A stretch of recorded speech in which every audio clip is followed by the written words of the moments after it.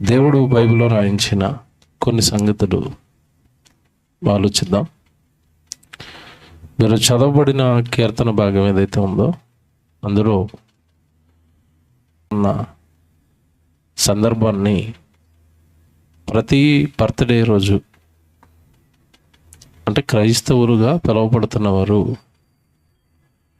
వారి కుటుంబాలలో జరిగే జన్మదినం ప్రతి బర్త్డేకు ఆ వచనాన్ని చదువుతాం.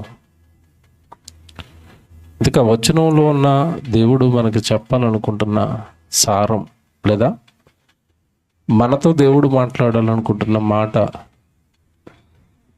మనకు ఎంతవరకు అర్థమైంది అన్నది విషయం. అదే భాగాన్ని మళ్ళీ ప్రారంభిద్దాం. 139వ కీర్తన ఒకసారి మళ్ళా చదువుదాం. కుమారులు యెహోవా అనుగ్రహించు స్వాస్యము, బహుమానం. అంటే ఈరోజు మన చేతిలో ఆడుకుంటున్న మన బిడ్డ, మన కుమారుడు కానీ మన కుమార్తె కానీ, పరలోకంలో ఉన్న దేవుడు మనుషులకు అనుగ్రహించిన లేదా మనుషులను సంతోషపెట్టడానికి ఇచ్చిన బహుమానం అన్నాడు. దేవుడు బిడ్డను బహుమానం అని చెబుతూనే ఆ బహుమానం వెనకాల బాధ్యతను చెబుతున్నాడు. అక్కడ చాలామంది బిడ్డ బహుమానము అని సంతోషపడి ఊరుకున్నారు తప్ప బహుమానం వెనకాల దేవుడు పెట్టిన బాధ్యత ఎంతవరకు అర్థమైంది. ఏంటండి బాధ్యత అంటారా? ఆ వచనం మళ్ళా చదువుతారా? మూడో వచనం, కుమారులు యెహోవా అనుగ్రహించు స్వాస్యము, గర్భఫలము ఆయన ఇచ్చు బహుమానమే. ఎవరైనా మీ ఫ్రెండు ఒక కాస్ట్లీ ఫ్యానో, ఫ్రిడ్జో, కూలరో పట్టుకొచ్చి మీకు ఇచ్చేసి పెళ్ళిలో వెళ్ళిపోయాడు. ఏమిచ్చాడో తెలీదు. 3వ రోజో 4వ రోజో ఓపెన్ చేశారు. ఆ గిఫ్ట్ పైన మీ ఫ్రెండ్ పేరుంది. ఒక కూలర్, ఒక పెద్ద వస్తువు కొనిచ్చి వెళ్ళిపోయాడు. విప్పగానే సంతోషపడతారు, ఆనందపడతారు. నన్ను చాలా ప్రేమించాడండి, ఒక మంచి బహుమానం ఇచ్చాడు అని మీరు ఆనందపడుతూనే మంచి కృతజ్ఞత కలిగిన వారైతే వెంటనే మనసులో మరొక ఆలోచన వస్తుంది. ఏంటి ఆలోచన తెలుసా? ఏమండి, మన పెళ్ళికి ఇంత మంచి గిఫ్ట్ ఇచ్చి వెళ్ళారు కదా, వాడికి పెళ్ళి అవ్వలేదండి, వాడికి పెళ్ళి అయినప్పుడు ఎంతకంటే మంచి గిఫ్ట్ మనము ఇవ్వాలి. బాగా వినాలి. పెళ్ళిలో నువ్వు బహుమానం పొందుకున్నప్పుడు బహుమానం చూసి సంతోషపడ్డావు. వెంటనే ఇంత మంచి బహుమానం ఇచ్చిన వారికి తిరిగి మరలా నేను కూడా ఇవ్వాలి. అంటే సంతోషం వెనకాల బాధ్యత ఉంటుంది, మర్చిపోకూడదు. దేవుడు గర్భఫలము, దేవుడిచ్చి బహుమానం. పసిబిడ్డ నీ చేతుల్లో పడ్డాడు. నాకు తెలిసి యోహానికి ముందు దేవుడు కుమార్తెనిచ్చాడు. ఏమంటే బహుమానం. దైవ సాక్షి అని ఒక మంచి నామకరణం చేశాను నేనే, నాకు గుర్తు. తర్వాత మళ్ళీ దేవుడు కుమారుడినిచ్చాడు. అంటే దేవుడు ఆ బిడ్డలిద్దరిని జ్ఞాపకం చేసుకుని 2 సార్లు సంతోషపెట్టాడు, ఆనంద పెట్టాడు. వాళ్ళిద్దరిని ఒక కుటుంబంగా మార్చాడు. అంటే ముందు సంతోషాలతో నింపాడు, బహుమానాలు ఇచ్చి సంతోషాలతో నింపాడు. గర్భఫలము యెహోవా ఇచ్చి బహుమానమని సంతోషపడుతున్న నువ్వు 3వ వచనంలో సంతోషపడు అన్నాడు. 4వ వచనానికి వచ్చేసరికి బాధ్యత చెప్తున్నాడు. ఏంటో తెలుసా? చిన్ననాటి నుండి నీ బిడ్డను చూసి అల్లారు ముద్దుగా మురిసిపోయావు కదా, పెంచుకున్నావు కదా. ఏమంటే నిజంగా బిడ్డ చిన్ననాడు వాడు మాట్లాడుతున్న మాటల్లో తల్లి మురిసిపోతూ ఉంటుంది, తండ్రి మురిసిపోతూ ఉంటాడు. బుడిబుడి అడుగులు, బుడిబుడి మాటలు. బిడ్డలు తల్లిదండ్రులకి సంతోషాన్ని ఇస్తారు బాల్యంలో ఉన్నప్పుడు. ఆ బాల్య దశ దాటుకునేవాడు యవ్వనానికి వస్తాడు. ఆ యవ్వనానికి వచ్చేసరికి ఇదిగో బిడ్డను నీ చేతుల్లో పెట్టి నేను సంతోషపెట్టాను, నేను ఆనంద పెట్టాను కదా. ఆ బిడ్డ యవ్వనంలోకి వచ్చేసరికి వాడు నన్ను సంతోషపెట్టే విధంగా పెంచు అన్న బాధ్యత బిడ్డ ఇచ్చిన తల్లిదండ్రుల పైన దేవుడు మోపుతున్నాడు. అక్కడ 3వ వచనం బహుమానాన్ని బట్టి ఆనందపడండి.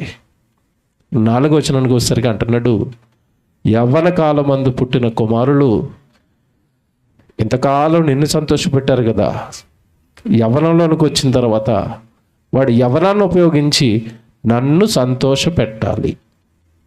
చూసారా, బహుమానం వెనకాల దేవుడు తల్లిదండ్రుల పైన పెట్టిన బాధ్యత ఇది. యవ్వన కాలమందు పుట్టిన కుమారులు బలవంతుడైన దేవుడి చేతిలో ఒక బాణంగా, ఒక ఆయుధంగా, అనగా దేవుడికి ఉపయోగపడే ఒక యవ్వన కాలపు కుమారుడిగా పెంచాలి, వాడు పెరగాలి. ఇది ఆనందపడిపోయిన, బహుమానాన్ని బట్టి ఆనందపడిన తల్లిదండ్రుల పైన దేవుడు మోపిన బాధ్యత. కానీ ఈరోజు వాక్యాన్ని చదువుతున్నారు, కానీ చదువుతున్న వాక్యాల వెనకాల దేవుడు మోపిన బాధ్యతలను ఎవరు స్వీకరిస్తున్నారు? ఆయన ఇచ్చిన ఆనందాలను సంతోషిస్తున్నా నువ్వు?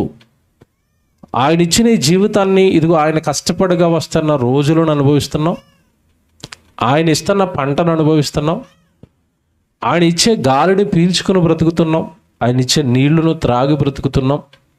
ఈరోజు ఒక మాటలో చెప్పాలి అంటే, మన జీవితంలో మనం అనుభవిస్తున్న ప్రతి క్షణం కూడా ఆయన పెడుతున్న భిక్ష. దేవుడు సహాయం లేకుండా, దేవుడు తోడు లేకుండా భూమి మీద మనిషి క్షణం కూడా బ్రతకలేడు. మరి అంత అందమైన జీవితాన్ని ఇచ్చి కంటికి రెప్పలా కాపాడుతూ వివాహమైన సంవత్సర కాలానికి బిడ్డను చేతుల్లో పెట్టి సంతోషపెట్టిన పరలోకపు తండ్రి ఆ బిడ్డను యవ్వన కాలంలోకి వచ్చేసరికి నాకు ఉపయోగపడేటట్టుగా పెంచండి అన్న తల్లిదండ్రులకు ఆయన ఇచ్చిన సంతోషాలన్నీ పొందుకున్న మీరు ఆయన ఇచ్చిన బాధ్యతను ఎంతవరకు ఆలోచిస్తున్నారు? కుమారుడు యవ్వన కాలంలోనికి వచ్చేసే లోపుగా వాడిని చిన్ననాటి నుండే దేవుడిలోను పెంచి యవ్వనం దేవుడికి ఉపయోగపడాలి, ఆ విధంగా నా బిడ్డను పెంచాలి. ఏ తల్లి, ఏ తండ్రి ఆ బాధ్యతలు తీసుకున్నారు? మీరు ఆలోచించండి. బైబిల్లో ఒక సందర్భాన్ని చూపిస్తాను నేను. బైబిల్లో ఒక తల్లిదండ్రులను చూపిస్తాను ఇప్పుడు నేను. తల్లి తండ్రి అంటే ఎలా ఉండాలో, బిడ్డ విషయంలో దేవుడి యొక్క ఉద్దేశాలను నెరవేర్చడానికి ఎంత జాగ్రత్త తీసుకోవాలో, ఒక రకంగా చెప్పాలంటే బిడ్డను అనుగ్రహిస్తున్న దేవుడు, అనుగ్రహం పొందుకుంటున్న తల్లిదండ్రులు ఎంత భయంతో ఉండాలో బిడ్డ విషయంలో బైబిల్లో ఒక దంపతులు మనకి కనబడతారండి. నిజంగా వాళ్ళకు అనుగ్రహిస్తున్న కొడుకు విషయంలో దేవుడు ముందే చెప్తాడు, నీకు కుమారుని ఇస్తున్నాను అని. అప్పటికి వాళ్ళు పిల్లలు లేరండి, గొడ్రాలు అయి ఉంటుంది. దేవుడు దూత దగ్గరికి వస్తుంది, నీకు బిడ్డను అనుగ్రహిస్తున్నాను అని దూత చెప్తుంది. చెప్పగానే ఎగిరి గంతేసిన తల్లి తన భర్తతో చెప్తుంది, మనకి దేవుడు బిడ్డను అనుగ్రహించబోతున్నాడట, దేవుడు తన దూతను నా దగ్గరకు పంపించి చెప్పాడు అని. నిజంగానండి, ఆ తల్లిదండ్రులు ఇద్దరు దేవుడికి చేసిన ప్రార్థన చూపిస్తాను. దూత వచ్చి భార్యకి చెప్పి వెళ్ళిపోయింది, నీకు బిడ్డ పుడుతున్నాడట అని. ఆ వార్త పోయి భర్తకు చెప్పింది, ఏమండి మన దగ్గరికి దేవుడి దగ్గర నుంచి దూత వర్తమానం తీసుకుని వచ్చింది, మనకి ఇంతకాలం పిల్లలు లేరు కదా, మనకి బిడ్డ పుట్టబోతున్నాడట అన్న వార్త తల్లికి, అటు తండ్రికి, కాబోతున్న తల్లి కాబోతున్న తండ్రి. ఇంకా బిడ్డ పుట్టలేదు, జస్ట్ వర్తమానం వచ్చింది. వెంటనే వాళ్ళు చేస్తున్న ప్రార్థన బైబిల్లో ఉన్న ప్రతి తల్లి ప్రతి తండ్రి చెయ్యాలి. అలా చేసిన నాడు మాత్రమే పుట్టిన ఆ బిడ్డల పైన బాధ్యత కలిగిన తల్లిదండ్రులు అవుతారు. మళ్ళా చెప్తున్నాను, తల్లి తండ్రి బైబిల్లో ఉన్న ఆ దంపతులు చేసిన ప్రార్థన దేవుడికి చేయగలిగిన నాడు మాత్రమే బిడ్డల పట్ల బాధ్యత కలిగిన తల్లిదండ్రులు అవుతారు. ఏమని ప్రార్థన చేశారో బైబిల్లో చూపిస్తాను. న్యాయాధిపతుల గ్రంథం తీయండి అందరూ. న్యాయాధిపతుల గ్రంథం 13వ అధ్యాయానికి రండి.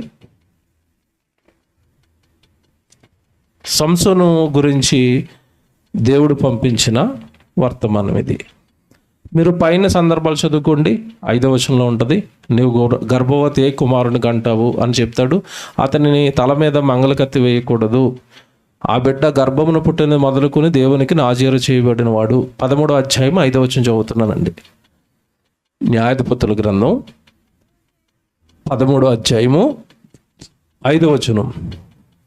నీవు గర్భవతివై కుమారుని కందువు, అతని తల మీద మంగలి కత్తి వేయకూడదు.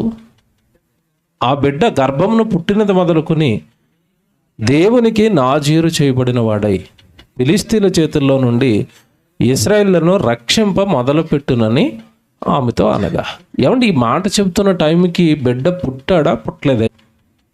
పుట్టక మునుపు సంసోను గురించి తల్లిదండ్రులకు దూత చెప్పిన సాక్ష్యం ఇది. Very good. ఇప్పుడు బిడ్డ పుట్టబోతున్నాడన్న సంగతి ఏమండి ఇక్కడ మనోహ భార్యకు తెలియగానే వెంటనే విషయాన్ని వెళ్ళి పరుగున మనోహకు చెప్పింది తన భార్య. అవునా, నీ దగ్గరకు దూత వచ్చిందా, మనకి బిడ్డ పుట్టబోతున్నాడని చెప్పిందా అని చెప్పి వెంటనే మనోహ ఏమని ప్రార్థన చేస్తున్నాడు తెలుసండి? ఇద్దరు కలిసి ఏమని ప్రార్థన చేస్తున్నారో తెలుసా? అలా చదువుకుంటూ మీరు 8వ వచనానికి రండి. 8వ వచనం.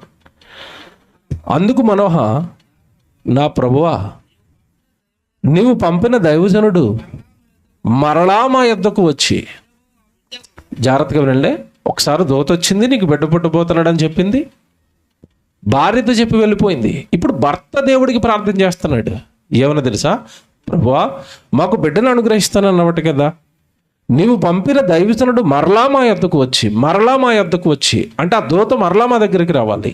మరలా మా యొద్దకు వచ్చి పుట్టబోవు ఆ బిడ్డకు మేము ఏమేమి చేయవలనో దానిని మాకు నేర్పునట్లు దయచేయమని యెహోవాను వేడుకొనగా. ఒక మాట అడుగుతానండి, నా వైపు చూడాలి అందరూ. బిడ్డ పుట్టిన తర్వాత ఆ బిడ్డకు మేము ఏమేమి చేయవలనో అవి మాకు నేర్పు అని ఎవరిని అడుగుతున్నాడు? దేవుడిని అడుగుతున్నాడు. బిడ్డ పుట్టిన తర్వాత ఏం చేయాలో మనోహ దంపతులకు తెలీదా?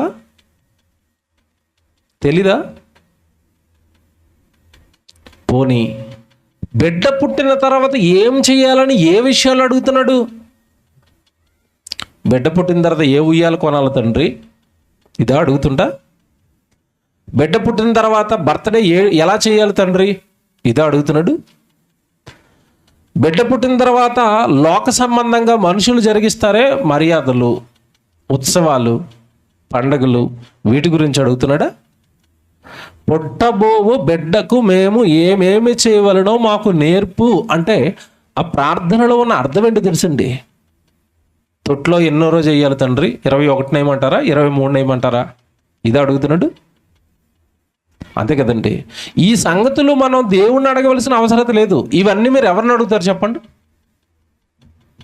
బాగా ఆలోచించండి. ఇవన్నీ మనం ఎవరిని అడిగి చేస్తాం? మనకంటే ముందు బిడ్డను కానీ తొట్లో వేసిన వాళ్ళు ఉంటారు.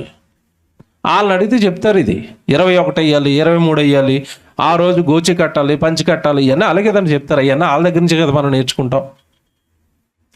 బిడ్డకు లోక సంబంధమైన సరదాలు, సంతోషాలు ఏం చేయాలంటే అవన్నీ మనుషులు ఆల్రెడీ చేసుకుంటారు. ఎవరి విధానం వారిది, ఎవరి పద్ధతి వారిది, ఒక్కొక్కరు ఒక్కొక్క రకంగా చేసుకుంటారండి. వాటి విషయంలో దేవుడిని అడగటం లేదు ఇక్కడ మనోహ. పుట్టబోవు బిడ్డ నా కొరకు పుడుతున్నాడు అని చెప్పావు కదా, ఏమంటే ఇక్కడ సంసోను ఎందుకు పుడుతున్నాడు తెలుసండి? సందర్భం తెలియాలా? అప్పటికి ఇశ్రాయేలీయులు సుమారుగా 40 సంవత్సరాలు ఫిలిష్తీయుల చెరలోనికి వెళ్ళిపోయారు. ఫిలిష్తీయులు దేవుడి పిల్లలు అన్యజనుల చెరలోనికి వెళ్ళిపోయారు. అన్యజనులు బాగా బాధ పెడుతున్నారు దేవుడి పిల్లలైన ఇశ్రాయేలీయుల్ని. ఆ బాధల్లో నుంచి మమ్మల్ని విడిపించు అని దేవుడికి మొర్రపెడితే ఆ జనాంగం, ఆ జాతి, ఇశ్రాయేలు జాతి, ఆ జాతిని విడిపించటానికి పుడుతున్న రక్షకుడు, న్యాయాధిపతి సంసోను జననం ఇది. ఫిలిష్తీయుల చేతుల్లో నుండి రక్షించటానికి ఇదిగో ఒక న్యాయాధిపతిగా, దేవుడి పక్షాన వాక్యం చెప్పేవాడిగా, దేవుడి పక్షాన యుద్ధాలు జరిగించేవాడిగా, దేవుడి పిల్లల్ని రక్షించేవాడిగా పుడుతున్న సంసోను ముందే చెప్పాడు కదా 5వ వచనంలో భార్యతో, నువ్వు అతను ఎందుకు పుడతాడని చెప్పాడు. 5వ వచనం చదివారు కదా, 5వ వచనం జ్ఞాపకం పెట్టుకోవాలి. 5వ వచనం, నీవు గర్భవతి కుమారుని కందువు, ఆ బిడ్డ గర్భమును పుట్టినది మొదలుకొని నాజీరు చేయబడిన వాడై ఫిలిష్తీయుల చేతుల్లో నుండి ఇశ్రాయేలులను రక్షింప మొదలు పెట్టును. వాడు ఊరకనే పుట్టడం లేదు మీ గర్భాన, జాగ్రత్తగా వినాలి ఇదే. వాడు మీ గర్భాన ఊరకనే పుట్టడం లేదు. కారణ జన్ముడుగా, న్యాయాధిపతిగా ఇశ్రాయేల్ ప్రజలను రక్షించే రక్షకుడు ఆ కాలానికి.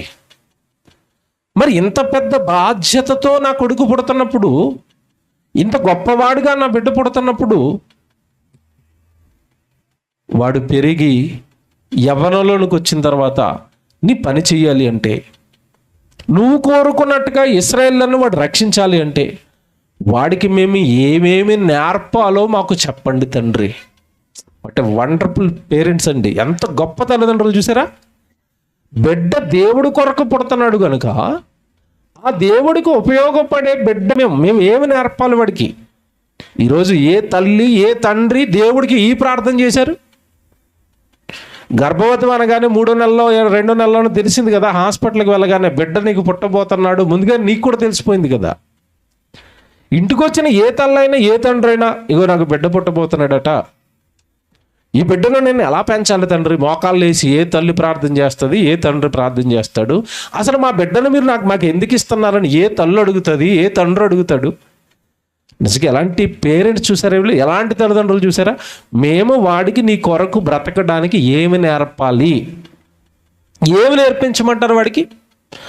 మనం మీరు బాగా దేవుడు సన్నిధిలో ఉన్నారు కదా, మీరు బాగా ఆలోచించాలి వాక్యాన్ని. ఏనాడు దేవుడికి ఉపయోగపడి ఏవి మనం నేర్పించలేదు పిల్లలకి. మన పిల్లలకి దేవుడికి ఉపయోగపడేవి ఏవి నేర్పించలేదండి. అందరూ స్కూల్కి పంపించారు, 3వ సంవత్సరాన్ని, 4వ సంవత్సరాన్ని, 5వ సంవత్సరాన్ని మీరు స్కూల్లో వేశారు, అంతేనా?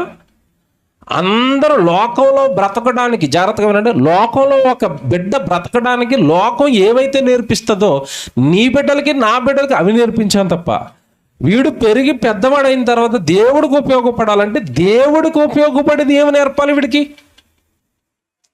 బైబిల్ చిన్ననాటి నుండే బాగా నేర్పిస్తే పెద్ద అయిన తర్వాత ఏమైనా సేవకుడు అవుతాడేమో, బోధకుడు అవుతాడేమో. చిన్నప్పటి నుంచి ఏదైనా కీబోర్డ్ లాంటిది నేర్పిస్తే వాడు పెద్ద అయిన తర్వాత దేవుడి కోసం ఏమైనా పాటలు చేస్తాడేమో, దేవుడి కోసం ఏమైనా పాటలు పాడతాడేమో. దేవుడికి ఉపయోగపడేది పిల్లలకి ఏ తల్లి ఏ తండ్రి నేర్పిస్తాడు. వాడు బ్రతకడానికి అవసరమైనవి నేర్పించారు, లేదంటే వీళ్ళకి కొన్ని సంతోషాలు ఉంటాయి. నా కొడుకు యాక్టర్ అవ్వాలి, నా కొడుకు డాక్టర్ అవ్వాలి, నా కొడుకు ఇంజనీర్ అవ్వాలని నీకున్న ఇష్టాలన్నీ నీ బిడ్డ మీద రుద్ది వాడిని అలా నీ ఇష్ట ప్రకారం పెంచావు, లేదా వాడికి ఇష్టమైన వాడికి నేర్పించావు, నీకు ఇష్టమైనవి నేర్పించావు తప్ప వాడు పెరిగి పెద్దవాడైన తర్వాత దేవుడికి ఉపయోగపడడానికి నేనేమి నేర్పాలి తండ్రి అని దేవుడిని అడిగి ఏ తల్లి ఏ తండ్రి దేవుడికి ఉపయోగపడేవి నేర్పుతారు? సండే స్కూల్కి పంపించండి, బైబిల్ నేర్పించండి అనగానే తల్లిదండ్రుల మధ్యలో ఏముంటుంది తెలుసండి? స్కూల్లోకి వెళ్ళి పాఠాలు నేర్పిస్తే ఏదో ఉద్యోగం వస్తుందండి, బైబిల్ నేర్పిస్తే ఏమొస్తుందండి? అది కదా. ప్రతి తల్లి ప్రతి తండ్రి సండే స్కూల్ ఎందుకు పట్టించుకోరు? ఎవడు స్కూల్లో సరికి ఆడు తెల్లవారు లేకపోతున్నాడు, స్కూల్లో పంపించడానికి తెల్లవారు లేవకపోతే తల్లి మొహం మీద నీళ్ళు కొట్టి మరి లేపేస్తుందండి. రే రగరా బస్సు వచ్చేస్తుంది, స్కూల్కి వెళ్ళిపోవాలి నువ్వు. ఒక 30 కేజీలు బస్తా రెడీ చేసాం భుజాన్ని వేయడానికి. ఏ బస్తా? పుస్తకాల బస్తా. 30 కేజీల పుస్తకాల బస్తా తయారు చేసి వాడిని లేపి నీళ్లు కొట్టి మరి లేపి వాడికి స్నానం చేయించి ఆడు తినకపోయినా ఆ బ్యాగ్ ఆ బస్తా వాడి భుజాన్ని తగిలించి పదా ఎక్కడికి? స్కూల్కి వెళ్ళిపో బాగా చదివేసుకో. ఎందుకు నేర్పవు అది? అంత పట్టు ఎందుకు నేర్పుతున్నావు? దేవుడు లోక జ్ఞానమును ఏమన్నాడు? వెర్రి జ్ఞానానికి తెల్లవారు లేపేశావు, ప్రతిరోజు పంపించావు బస్కి స్కూల్కి. మరి బైబిల్ నేర్పించేది ఆదివారం ఒక్కరోజు సండే స్కూల్ కదా. పిల్లల్ని త్వరితగతిన లేపి ఎవరై వెళ్ళరా సండే స్కూల్ మిస్ అవ్వద్దురా, ఈరోజు ఏం చెప్తారో దేవుడి పాటలు నేర్చుకోరా. ఏ తల్లి ఆసక్తితో సండే స్కూల్కి పంపిస్తుంది, దేవుడి వాక్యాలు నేర్పిస్తుంది, కూర్చోబెట్టి హోంవర్క్లు చేస్తారు చాలామంది తల్లులు ఇంట్రెస్ట్గా. స్కూల్లో ఏం చెప్పారా? హోంవర్క్లు ఏమిచ్చారు? చాలా ఇంట్రెస్ట్గా హోంవర్క్లు చేయించావు, దేవుడి కోసం ఏమి నేర్పవు. ఇక్కడ ఆశ్చర్యపోయే సంగతి ఏంటో తెలుసా? ఈ మనోహ చేస్తున్న ప్రార్థనలో ఇంకొక విషయం ఉందంటే ఏంటో తెలుసా విషయం? మళ్ళీ చదువుతారా? 8వ వచనం. అతడు దేవుడు కొరకు పుడుతున్నాడు గనుక, దేవుడు కొరకు ఏవో చేయబోతున్నాడు గనుక. 8వ వచనం.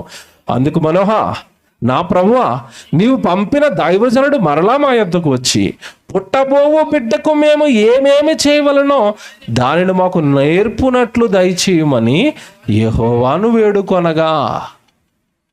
బిడ్డ పుట్టబోయే బిడ్డకి ఏమి నేర్పాలో మాకు చెప్పని దేవుని వేడుకుంటున్నాడట. ఏ తల్లి ఏ తండ్రి గర్భంతో ఉన్నప్పుడు తల్లి ఏమండి తన భార్య ఏ భర్త ఇలాంటి ప్రార్థనలు చేస్తాడు? మా బిడ్డను మేము ఏం చేయాలి తండ్రి? మా బిడ్డను మాకు ఎందుకు ఇస్తున్నారు తండ్రి? వాడికి ఏమి నేర్పాలి తండ్రి? చేయరండి. 12వ వచనం చూస్తారా? దేవుడు మనోహ ప్రార్థన ఆలకించాడు, విన్నాడు, దూతను పంపించాడు. 12వ వచనం, అందుకు మనోహ, కావున నీ మాట నెరవేరినప్పుడు ఆ బిడ్డ ఎట్టివాడుకునో అతడు చేయవలసిన కార్యం ఏమిటో భార్యకి చెప్పాడు. ఇతనికి తెలియదు కదా, మరలా అడుగుతున్నాడు. ఆ బిడ్డ పుడతాడు కదా, ఆ బిడ్డ పుట్టిన తర్వాత ఆ బిడ్డ ఎట్టివాడవుతాడు? ఎలాంటి వాడవుతాడు? ఆ బిడ్డ చేయవలసిన కార్యం ఏమిటో తెలుపుమని మనవి చేయక. ఈ పదం అండర్లైన్ చేసుకోండి, ఈ చివరి మాట అండర్లైన్ చేసుకోండి. ఆ బిడ్డ పుట్టిన తర్వాత చేయవలసిన కార్యమేమిటో అంటే బిడ్డ పుడుతున్నది దేవుడి కోసం, ఏవో కార్యాలు చేయడానికి, దైవ కార్యక్రమాల కోసం బిడ్డ పుడతాడు. మళ్ళీ చెప్తున్నాను, దైవ కార్యక్రమాల కోసం బిడ్డ పుడతాడు, దైవ కార్యక్రమాలు చేయడానికి బిడ్డ పుడతాడు. ఆ విషయం జ్ఞాని గనక, దేవుడిలో ఉన్నాడు గనక, కాస్త కోస్త వాక్యం తెలుసు గనక మనోహ పసికట్టాడు. మా గర్భం పండుతుంది అంటే, మా గర్భం నుంచి బిడ్డ వస్తున్నాడు అంటే మీకు ఏదో పని చేయడానికి పుడుతున్నాడు తండ్రి. ఏంటి తండ్రి ఆ పని? ఏంటి తండ్రి? ఏ పని కొరకు బిడ్డను పుట్టిస్తున్నారో చెప్పండి, ఆ పని కొరకే బిడ్డను మేము పెంచుతాం. మా ఇష్టాలు రుద్దం వాడి మీద. అందరిలాగా సినిమా యాక్టర్ అయిపోవాలరా, లాయర్ అయిపోవాలరా, ఇంజనీర్ అయిపోవాలరా, ఏమిటి ఆస్తులు కూడగట్టాలరా, పొలాలు కొనాలరా, ఇల్లులు కొనాలరా, లోకంలో పనికిరానివి, ఏమంటే చచ్చిపోతే చిల్లిగావ పట్టుకుని వెళ్ళలేనివి, ఎటు ఏమండి పరలోకాన్ని తెచ్చి పెట్టలేనివి, దేవుడి కొరకు బ్రతకకుండా నిన్ను లాగేసేవి ఏమి కాదు. ఇవేటి కోసం కాదు బిడ్డ పుడుతున్నది, దేవుడి కోసం బిడ్డ పుడతాడు. మళ్ళీ చెప్తాను, దేవుడి కోసం బిడ్డ పుడతాడు. నాకు 2 గర్భఫలాలను ఇచ్చాడు దేవుడు, దేవుడి కోసం పుట్టారు వాళ్ళు. మీకు 2 గర్భఫలాలు దేవుడు ఇచ్చాడు, దేవుడి కోసం పుట్టారు వాళ్ళు. ఎంత బాగా చెప్తున్నాడు చూసారా? చివరి మాట ఎంత ఆనందం వేస్తుంది తెలుసండి. ఆ చివరి మాట, ఆ బిడ్డ ఎట్టివాడగునో అతడు చేయవలసిన కార్యం ఏమిటో తెలుపుమని మనవి చేయగా. 13వ వచనంలో, యెహోవా దూత, నేను ఆ స్త్రీతో చెప్పినదంతయు ఆమె చేసుకొనవలెను, ఆమె ద్రాక్షవల్లి నుండి పుట్టినది ఏదియో తినకూడదు, ఆమె ద్రాక్షారసమైనను మద్యమునైనను త్రాగకూడదు, అపవిత్రమైన దేనినైనను తినకూడదు, నేను ఆమెకు ఆజ్ఞాపించినది అంతయో ఆమె చేసుకొనవలనని మనోహతో చెప్పాను. అప్పుడు మనోహ, ఎవరిని నిజంగా ఆడుతూ నీ భార్యతో చెప్పాను నాయన, నీ గర్భంలో ఒక పరిశుద్ధుడు వస్తున్నాడు, నీ గర్భంలో ఈ లోకంలో ఉన్న ఇశ్రాయేలులను రక్షించడానికి దేవుడు పక్షాన ఒక రక్షకుడు, న్యాయాధిపతి వస్తున్నాడు. నీ భార్య చాలా జాగ్రత్తగా ఉండాలి, ద్రాక్షరసం మద్యం త్రాగకూడదు, ఆ లోపల ఉన్న బిడ్డను అపవిత్రపరచకూడదు. ఇప్పుడు నిజంగా కోరుకున్నట్టుగా బిడ్డ పుట్టాడు అండి. దేవుడు కోరుకున్నాడు ఆ బిడ్డ పుట్టాలి అని, కోరుకున్నట్టుగా దేవుడు కొరకు బిడ్డ పుట్టాడు. దేవుడి కొరకు సంసోనును అలాగే పెంచారు వాళ్ళు. న్యాయాధిపతి అయ్యాడు పెద్దవాడు అయిన తర్వాత. దేవుడు ఆత్మ ఆయన మీదకి వచ్చింది. ఫిలిష్తీయుల చెరలో నుండి ఇశ్రాయేలును రక్షించడం మొదలుపెట్టాడు. దేవుడి కొరకు యుద్ధాలు చేయడం మొదలుపెట్టాడు సంసోను. ఈ సందర్భాన్ని ఎంతసేపు నేను మీకు ఎందుకు చెప్పాను తెలుసంటే, కీర్తన గ్రంథం 127లో 4వ వచనం మీరు చదువుకున్నారు. 3వ వచనంలో గర్భఫలం యెహోవా ఇచ్చు బహుమానం అని చెప్పి ఆనందపెట్టిన దేవుడు 4వ వచనానికి వచ్చేసరికి ఆ బిడ్డ యవ్వనంలోనికి వచ్చేసరికి ఏం చేయాలట? యవ్వన కాలమందు పుట్టిన కుమారులు బలవంతుని చేతిలో బాణం. సంసోను యవ్వనంలోనికి వచ్చేసరికి ఎలా తయారాడు చెప్పండి? ఎలా తయారాడు? దేవుడి కొరకు యుద్ధాలు, దేవుడి కొరకు ఏమంటే ఎన్నో కార్యక్రమాలు, బలవంతుని చేతిలో ఒక బాణం. నిజంగానండి, ఇది ఎలా వస్తుందండి పిల్లల్లో? ఇది ఎలాగొస్తుందండి?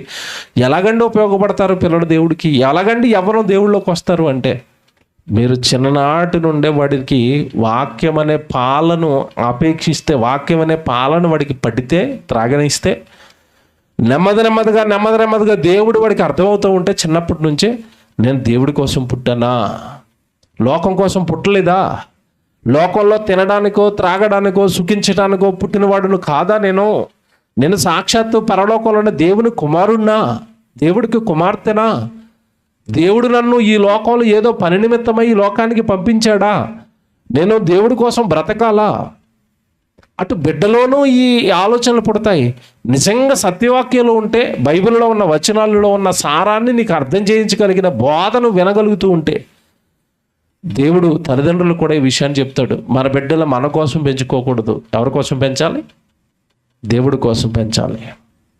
దేవుడిలో పెంచాలి. దేవుడిలో పెంచి దేవుడి కొరకు ఇవ్వాలి. మీకు మాట చెప్తాను, చివరిలో మీరు ఆశ్చర్యపోయే సందర్భాన్ని చూపిస్తాను.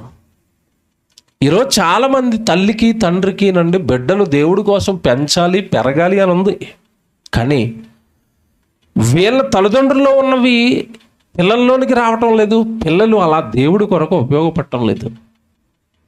ఎందుకండి పిల్లలు అలా మారిపోయారు? మరి యవ్వన కాలం వచ్చేసరికి బలవంతుడి చేతిలో బాణంగా సంసోను మారాడు, ఒక సమూయేలు మారాడు, ఒక తిమోతి మారాడు, ఒక పౌలు గారు మారారు, ఒక యేసుక్రీస్తుల వారు వెనకాల ఉన్న అపోస్తులు వాళ్ళు యవ్వనంలో దేవుడి కొరకు బ్రతికారు.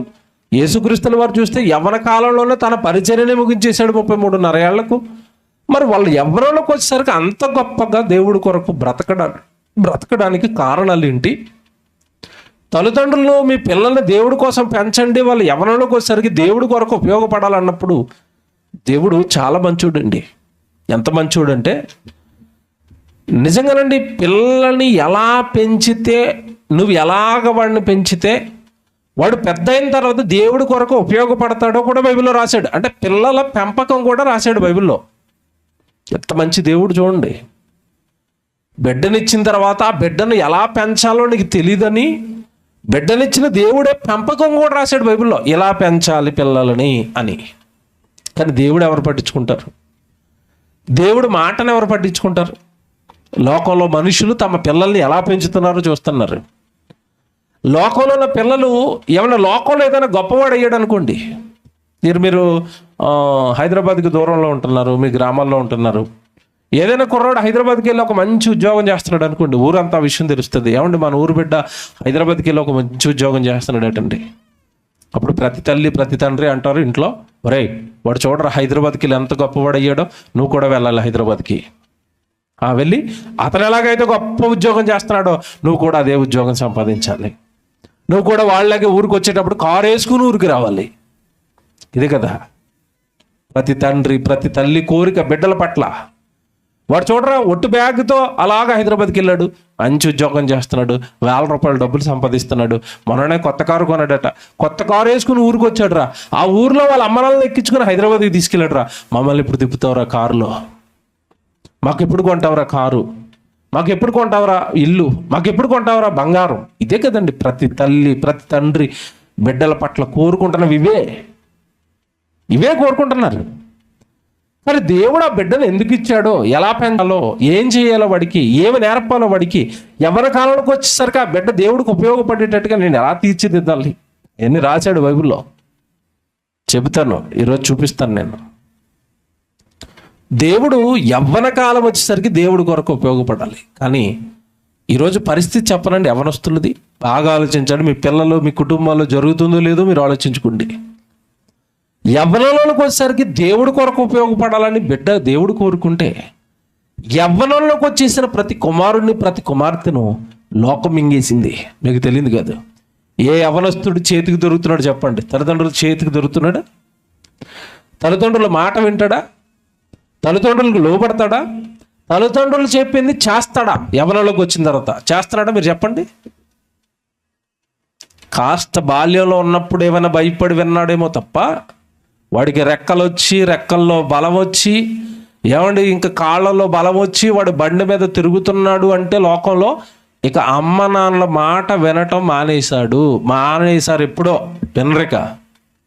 వాడికి నచ్చింది చేస్తానంటాడు, వాడికి ఇష్టం వచ్చిందే చేస్తానంటాడు, వాడి ఇష్ట ప్రకారమే బ్రతుకుతానంటాడు. అమ్మ నాన్నల మాటకి అసలు విలువే ఇవ్వడు, పట్టించుకోడు.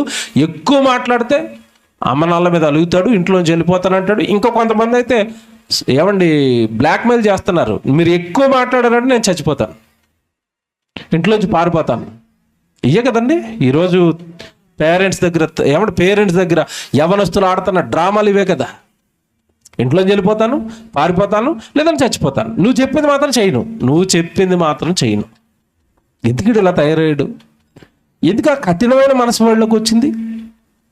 మృదువుగా చిన్నప్పుడు ముద్దులాడవే, మృదువుగా చిన్నప్పుడు నువ్వు చెప్పినవన్నీ విన్నాడే, లాలించావు, పాలించావు, కన్నా అన్నావు, బంగారం అన్నావు. ఆనాడు లోపడి నా బిడ్డ యవ్వనానికి వచ్చేసరికి ఇంత కర్కశుడుగా, మాట విననివాడిగా, ఎందుకు తిరుగుబాటు స్వభావంతో ఎలా మారిపోయాడు? మీరు అక్కడ సంసోను చరిత్ర చదువుకోండి, ఎంత బాగుంటుందంటే, బిడ్డను చిన్నప్పటి నుంచి దేవుళ్ళు పెంచారు కనుక యవ్వనంలోనికి వచ్చిన సంసోనుకు వివాహం చేసుకోవాలనిపిస్తుంది. ఒక అమ్మాయిని ప్రేమిస్తాడు, ఫిలిష్తీయుల అమ్మాయిల్లో ఒక అమ్మాయిని ప్రేమిస్తాడు. అమ్మాయిని ప్రేమించి పెళ్లి చేసుకుని ఇంటికి రాడు. అమ్మాయిని ప్రేమించిన తర్వాత సరాసరి ఇంటికి వచ్చి అమ్మనాలతో చెప్తాడు, ఫిలిష్తీయుల అమ్మాయిల్లో నాకు ఒక స్త్రీ యందు నాకు మనస్సు కలిగింది, తల్లి తండ్రి కొంచెం ఆవిడ తీసుకొచ్చి నాకు వివాహం చేయరా అని అడుగుతాడు. ఈరోజు అమ్మాయి నచ్చితే ఇంటికి వచ్చి అమ్మనాలతో చెప్తారండి పిల్లలు? ఈరోజు ఉన్న యవనస్తులు చెప్తారా? కఠినం అయిపోయారు కదండి, తల్లిదండ్రులు పట్టించుకొని వారుగా మారిపోయారు. కారణం చిన్ననాటి నుండి సరైన విద్యాబోధన. ఏ విద్యాబోధన అంటే దైవ విద్యాబోధన చెప్పవలసిన పద్ధతిలో వాడికి చెప్పలేదు, లోబట్టం లేదు, తండ్రికి భయపడటం లేదు, తల్లికి భయపడటం లేదు. కారణం 2 లోపాలు ఉన్నాయి తల్లిదండ్రుల్లో. ఒకటి, వీళ్ళు సరైన భక్తిలో ఉండకపోవటం, వీళ్ళు సరిగా దేవుడిని పట్టించుకోకపోవటం. దేవుడంటే నియమము, దేవుడంటే నిబద్ధత, దేవుడంటే భయము, దేవుడంటే భక్తి ముందు తల్లిదండ్రుల్లో లేదు. పిల్లలు ఎప్పుడు కూడానండి మనం వేసే కేకలకో మనం చూపించే అరుపులకో వాళ్ళు భయపడరు. ఖచ్చితంగా చెప్తున్నాను, నీలో భక్తి ఉంటే భయపడతారు వాళ్ళు. ఇది రాసుకోండి, ఇది కొంచెం కష్టంగా ఉంటుంది కానీ ఇదే కరెక్ట్. నీలో భక్తిని చూసేవాడు భయపడతాడు, నీలో ఉన్న యథార్థతను చూసేవాడు భయపడతాడు. నువ్వు దేవుడి పట్ల చూపుతున్న భయము, విధేయత చూసే నీకు లొంగుతాడు వాడు. అదే మనలో లేనప్పుడు వాళ్ళు మనకెందుకు లొంగుతారు? మన బైబిల్ చదువుతూ ఏమంటే దివారాత్రులు టైం ఉన్నప్పుడల్లా బైబిల్ చదువుతూ బైబిల్ చదవరానిసరికి భయపడి గజగజ వణుకుతూ బైబిల్ చదువుతాడు. కానీ ఈరోజు తల్లిదండ్రులు చేసేది ఏంటి తెలిసి, వీళ్ళు టీవీలు చూస్తూ ఉంటారు, వీళ్ళు ఫోన్లు చూసుకుంటూ ఉంటారు. పిల్లల్ని మాత్రం భక్తుడిని చేద్దామని నువ్వు బైబిల్ చదవరా అంటే ఆడింది చదువుతాడు. ఎందుకు చదువుతాడు? వాడెందుకు ప్రార్థన చేసుకుంటాడు? నీలో లేదు సరైన భేదం, నీలో లేదు సరైన భక్తి, నీలోనూ లోపం ఉంది. వన్ సైడ్ వాళ్ళంటలో తప్పే ఉందంటే వాళ్ళు అలా పెరగడానికి కారణం అదే. వాళ్ళు అలా నిన్ను చూసే పెరిగారు. బైబిల్లో మాట ఉంటుంది, యేసుప్రభువు చెప్పిన మాట, తండ్రి ఏది చేయుట కుమారుడు చూచునో అది తప్ప మరి ఏది చేయడు. తల్లి తండ్రి ఏది చేస్తున్నారో చూసి పిల్లలు అది నేర్చుకున్నారు.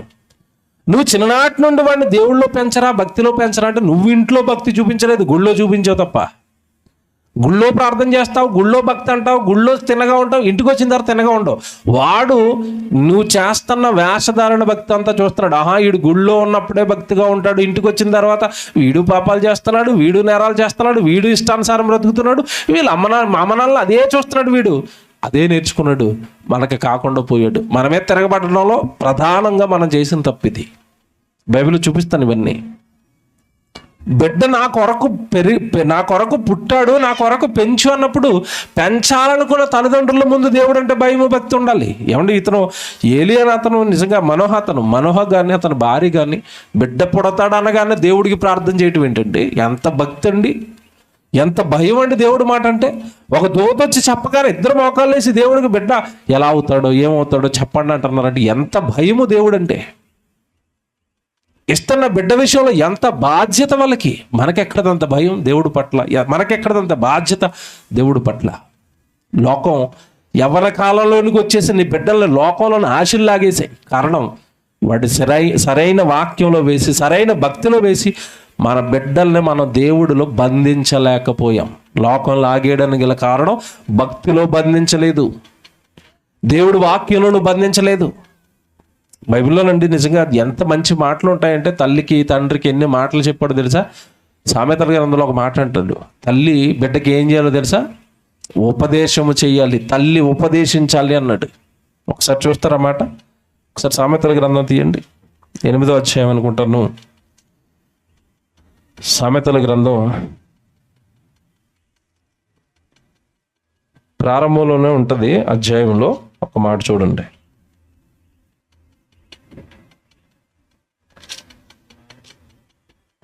ఎన్నో అధ్యాయం అన్న? 4వ అధ్యాయం మొదటి వచనం చూడండి.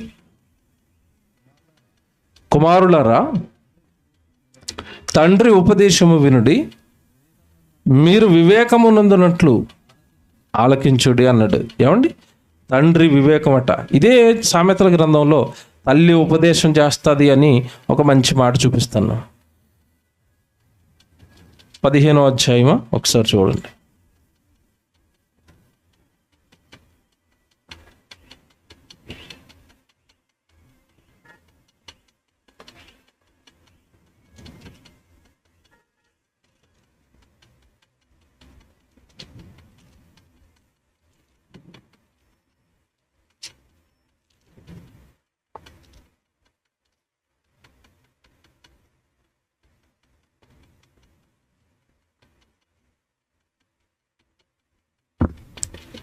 ముందుగా 6వ అధ్యాయంలో ఒక మాట చూడండి. 6వ అధ్యాయంలో 23వ వచనం. 6వ అధ్యాయము ఏమంటే 6వ అధ్యాయంలో 23వ వచనం చూడండి. సామెతల గ్రంథం 6వ అధ్యాయము 23వ వచనం. ఇగో దేవుడు తల్లిని తండ్రిని ఉపదేశాలు చేయండి అని చెప్పాడు కదా. అలా ఉపదేశాలు చేస్తే 23 చాలా జాగ్రత్త చదవండి.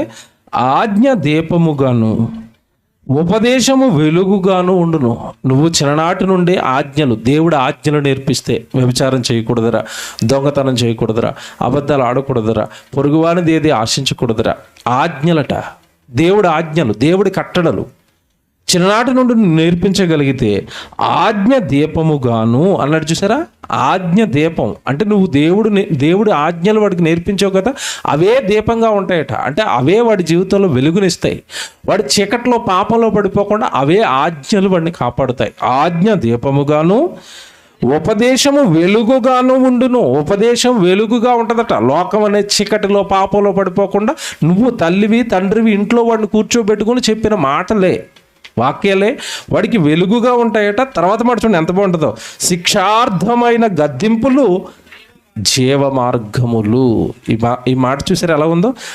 జీవార్థమైన గద్దింపులు, జీవార్థమైన గద్దింపులు అన్నాడు. అంటే జీవాన్నిచ్చి వాడిని పరలోకానికి నడిపించడానికి ప్రతి తల్లి ప్రతి తండ్రి జీవార్థమైన గద్దింపులు ఇవ్వాలట. జీవార్థమైన గద్దింపులు అన్నట్టు చూసారా? ఆ మాట అంటర్లైన్ చేసుకో. జీవార్థమైన గద్దింపులు అంటే వాక్యముతో వాడిని గద్దించాలి అని దేవుడు చెప్పాడు. ఏమండి? సామెతల గ్రంథం 1వ అధ్యాయం 8వ వచనం కూడా చూడండి. సామెతల గ్రంథం 1వ అధ్యాయం 8వ వచనం. నా కుమారుడా, నీ తండ్రి ఉపదేశం ఆలకింపుము, నీ తల్లి చెప్పు బ్రోద త్రోసివేయకము. ఇది చూసారండి ఎలాగుందో. తల్లి తండ్రి కుమారుడికి ఏం చేయాలట? నా కుమారుడా, నీ తండ్రి ఉపదేశమును ఆలకింపుము, నీ తల్లి చెప్పు బోధ. తల్లి పిల్లలకి బోధ. బోధ అనగానే మనం ఏమనుకున్నాం? ఎవరు చేస్తారు బోధ? పాస్టర్ గారు చేస్తారండి, సేవకుడు చేస్తారండి. మరి మీరేం బోధ చేస్తారు? మీరు ఏమి నేర్పిస్తారు పిల్లలకి? అది వాడు ఇల్లు కొట్టాడు రా, ఇడు బంగారం కొన్నాడు రా, ఉద్యోగం చేయాలరా, ఇదే నేర్పారు పిల్లలకి. ఎంత బాగా రాస్తాడు చూసారా బైబిల్లో. తల్లి తండ్రి వాడికి బోధ చేయాలట. ఇందా మీరు చదువుకున్నమైన గద్దింపులు వాడి జీవ మార్గం అన్నాడు. అంటే వాక్యులలో ఉందరా నువ్వు అలా బ్రతకటం లేదు అని. ఒక పిల్లవాడిని నువ్వు వాక్యంతో గద్దిస్తే వాడు జీవ మార్గంలోనికి వెళతాడు. ఇక్కడ మాట చెప్తాను, చాలామంది పేరెంట్స్కి ఈ విషయం తెలియదండి. చాలామంది తల్లిదండ్రులకి ఈ విషయం తెలీదు. చాలామంది గద్దించండి, దేవుడి కొరకు వాడు బ్రతకటం లేదు, వాడిని శిక్షించండి. అవసరమైతే దేవుడు ఒక రైట్ ఇచ్చాడు తల్లిదండ్రులకి, బెత్తం వాడండి వాడి మాట వినకపోతే అన్నట్టు. ఆ బెత్తం వాడైన వాడిని దేవుడి వాక్యంలో పెంచండి, శిక్షార్థమైన గద్దింపులను దేవుడు చెప్తే. చాలామంది అండి పిల్లల మీద ఇష్టంతో గద్దించడానికి కానీ, వాడిని శిక్షించడానికి కానీ, బెత్తంతో వాడిని కొట్టడానికి కానీ అస్సలు మనసు ఉండదు. దీనికి వాళ్ళు పెట్టిన పేరు ఏంటంటే, మా వాడంటే నాకు చాలా ఇష్టం అండి. ఇక్కడ ఒక విషయం చెప్తాను, గారాబం వేరు ప్రేమ వేరండి. మళ్ళీ చెప్తున్నాను, తేడా తెలియక చాలామంది పిల్లల జీవితాన్ని ఇప్పటికే తల్లిదండ్రులు నాశనం చేశారు. గారాబం వేరు, ప్రేమ వేరండి. మళ్ళీ చెప్తున్నాను, గారాబం వేరు, ప్రేమ వేరు. గారాబం అంటే ఏంటో తెలుసా? వాడు చెడిపోతాడు, వాడు పాడైపోతాడని తెలిసి కూడా వాడిని వదిలేయటం గారాబం. ప్రేమించడం అంటే ఏంటో తెలుసా? ఇందా చెప్పాడు, శిక్షార్థమైన గద్దింపులు వాడిని ఏ మార్గంలోకి తీసుకెళ్తాయి? జీవ మార్గంలోకి. ఇప్పుడు నేను గద్దించకపోతే, బైబిల్ చదవమని, వాక్యం నేర్చుకోమని, ప్రార్థన చేసుకోమని, దేవుడి దగ్గరికి వెళ్ళమని ఇప్పుడు నేను గద్దించకపోతే వాడు చచ్చి నరకానికి వెళ్ళిపోతాడు, పాతాళానికి వెళ్ళిపోతాడు అని ఎవరైతే బిడ్డ యొక్క లోకంలో పడిపోతున్న స్థితిని గమనించాడో వాడు బిడ్డను ప్రేమిస్తున్నాడు. ఇది గారాబం మాయలో వాడిని నాశనం చేస్తున్నాడు. అది గారాబం, ప్రేమ కాదు. అది గారాబం వేరు, ప్రేమ కాదు. ప్రేమ వేరండి, అసలు తెలీదు. ఈ రెండాటికి తేడాయే పేరెంట్స్కి తెలీదు. వాడు నాశనం అయిపోతాడని తెలిసి వాడికి సెల్ ఫోన్ ఇస్తారు. చాలామంది చేసే తప్పు ఇది. వాడు నాశనం అవుతాడని తెలిసి ఆ ఫోన్ పట్టుకుని పనికిరాని అని చూస్తాడని, పనికిరాని అన్ని చేస్తాడని తెలుసు. వాడు పాడైపోతాడని తెలిసి వాడి చేతిలో ఫోన్ ఎడుతున్నారు, చూశారు? అది గారాబం, అది ప్రేమ కాదు. వాడు నాశనం చేయడు, కోరుండి నువ్వు నాశనం చేస్తున్నావు. ప్రేమ అంటే ఎలా ఉంటుందో తెలుసా? అస్తమాటు ఫోన్ ఏంట్రా, ఈ వయసులో నీకు ఫోన్ ఎందుకురా, శిక్షార్థమైన గద్దెంపిచ్చాడు, చూశారు? అది ప్రేమ. అప్పుడు ఆ టైంలో వాడు బాధపడిన పాపానికి దూరంగా ఉంటాడు, నేరానికి దూరంగా ఉంటాడు, లోకపు వాడిని లాగేస్తాన ఆశలకు దూరంగా ఉంటాడు. నువ్వు గద్దిస్తే ఆ రోజు బాధపడతాడేమో. నువ్వు గారాబం చేసి దేవుడికి దూరం అయ్యే ప్రతిదీ వాడి చేతుల్లో పెడితే వాడి జీవితకాలం నాశనం అవుతాడు. పెద్ద దిగిన తర్వాత భక్తి లేక లోకంలో ఎన్నో అగచాట్లు పడుతూ, లోకంలో ఎన్నో భయంకర పాపాలకు వాడు బానిస అవుతూ, భూమి మీద బాధపడి, చచ్చిన తర్వాత నరకానికి వెళ్ళిపోయి అక్కడ కాలిపోయి బాధపడి, దీన్ని ప్రేమ అంటారా, నాశనం చేయడం అంటారా? మీరు చెప్పండి. పిల్లల మీద ప్రేమ ఇది? కనుక దేవుడు పెంచమన్న విధానం బైబిల్లో దేవుడు చెప్పిన అర్థం కాలేదు. ఇప్పుడు ఎన్ని మాటలు రాశాడు చూసారు? తల్లి తండ్రి మీరు బోధ చేయండి, అవసరమైతే శిక్షార్థమైన గద్దింపులు ఇవ్వండి వాడికి, లోకంలో పడిపోకుండా, పాపంలో పడిపోకుండా. అలా పెంచితేనే వాడు యవ్వనం దేవుడికి ఉపయోగపడుతుంది. అలా పెంచితేనే యవ్వనం ఉన్నవాడు దేవుడి కొరకు ఏదైనా కాస్త పనికి వస్తాడు. కానీ ఈరోజు పిల్లలు చేస్తున్నది ఏంటో తెలుసండి? పిల్లలు అందరూ చేస్తున్నది ఏంటో తెలుసా? పిల్లలతో పాటు తల్లిదండ్రులు చేస్తున్నది ఏంటో తెలుసండి? యాకోబు గారు రాసిన పత్రిక 4వ అధ్యాయం 4వ వచనం ఒకసారి మీరు చూడండి. యాకోబు గారు రాసిన పత్రిక 4వ అధ్యాయం 4వ వచనం. వ్యభిచారులారా, ఈ లోక స్నేహము దేవునితో వైరమని మీరు ఎరగరా? కాబట్టి ఎవడు ఈ లోకముతో స్నేహం చేయను వాడు దేవునికి శత్రువు అయిపోతాడు. లోకంతో స్నేహం చేసిన వాడు దేవునికి శత్రువు అయిపోతాడు. ఈ మాట బాగా పెట్టుకోండి మనసులో.